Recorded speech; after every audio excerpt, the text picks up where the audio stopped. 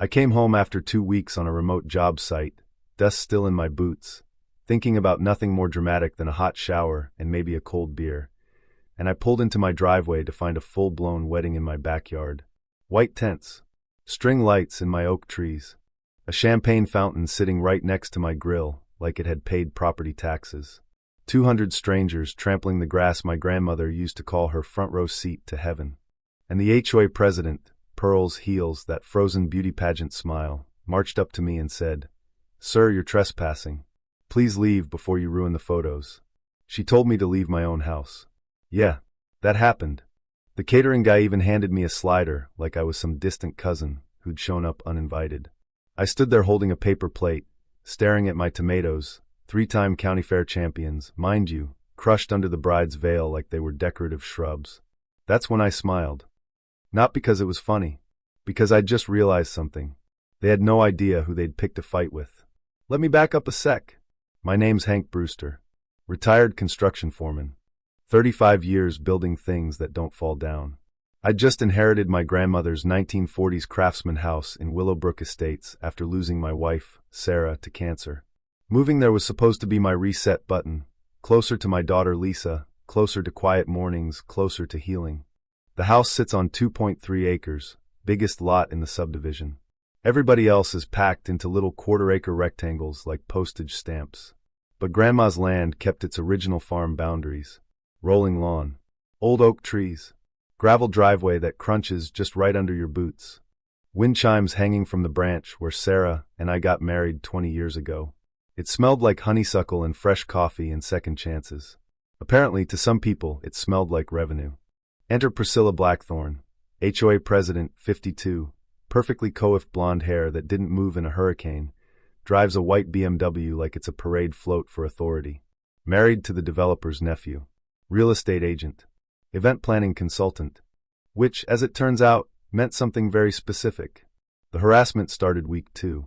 I'm replacing some old deck boards when I hear stilettos clicking up my driveway like a metronome for trouble.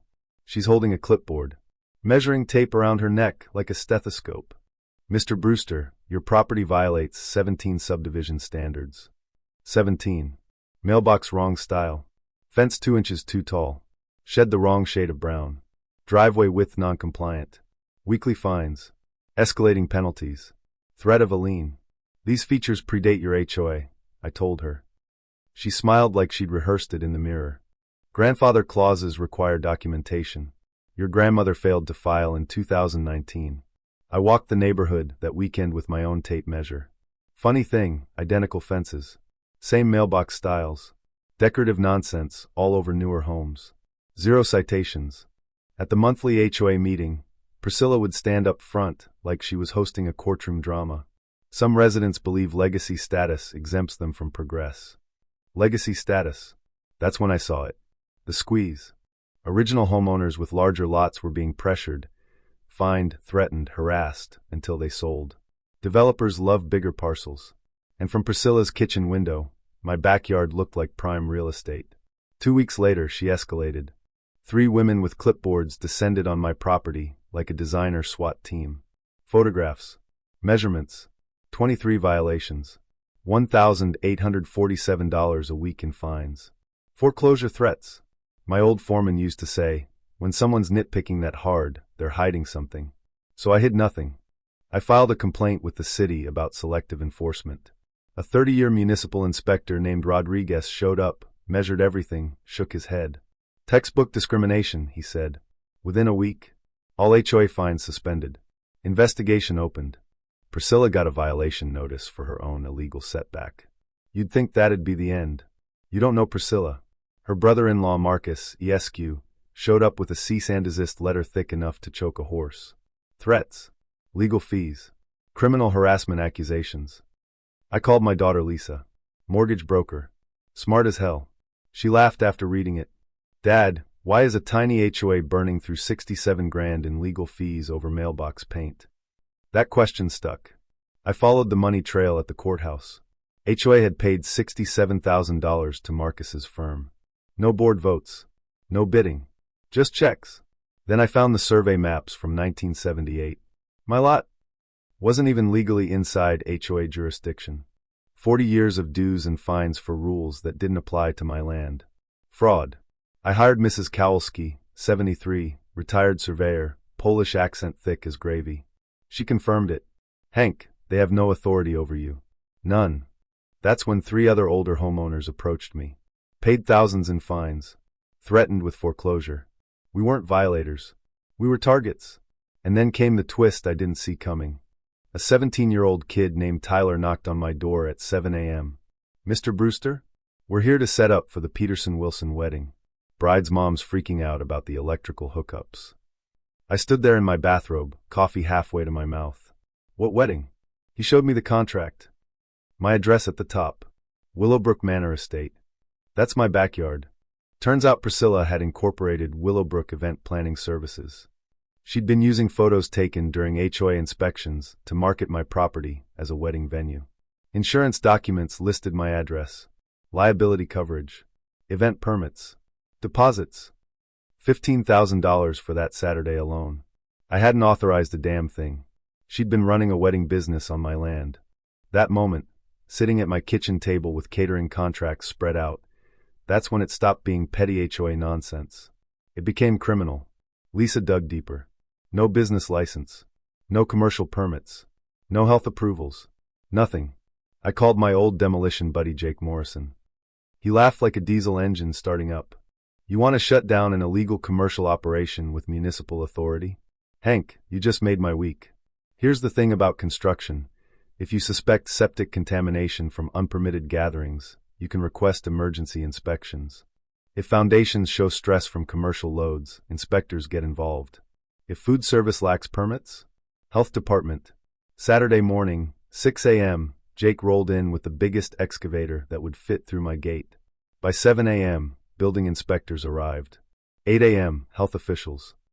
8:30, Channel 7 News. Because my neighbor Rodriguez had tipped them off about venue fraud. Then Priscilla tried to sabotage Jake's equipment Friday night, caught on my security cameras. Felony vandalism. Sugar and fuel tanks. Kitchen utensils on hydraulic lines. Amateur hour. At 5:30 a.m., a deputy showed up with a restraining order signed by a judge who happened to golf with Priscilla.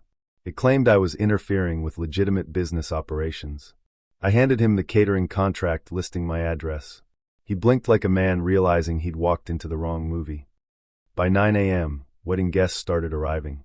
And Jake's excavator was positioned directly over permanent concrete platforms Priscilla had illegally installed on my land. She'd built 10 anchors, an outdoor kitchen, a concrete bar, without permits, without permission.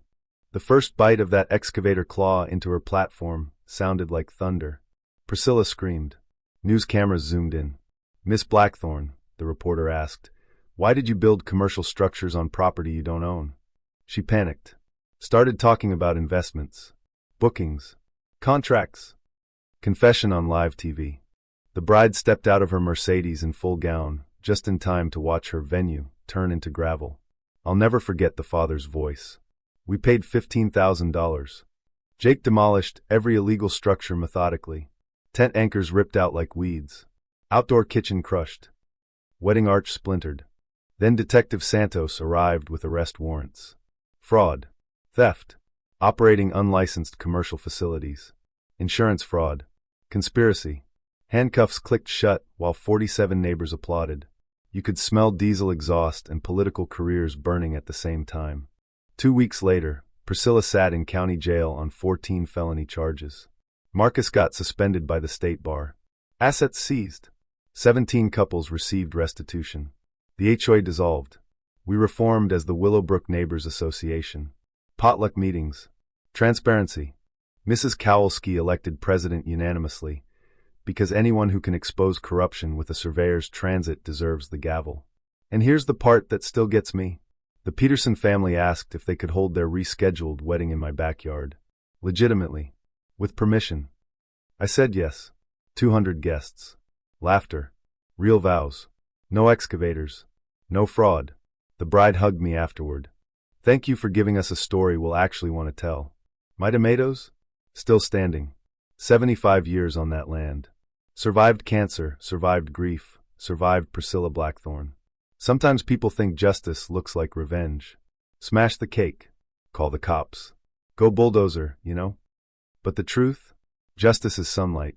It's paperwork. It's reading the fine print when someone assumes you won't. It's letting corruption expose itself, then tearing it down legally piece by piece. So here's what I want to know. If you'd pulled into your driveway and found a wedding on your lawn, what would you have done?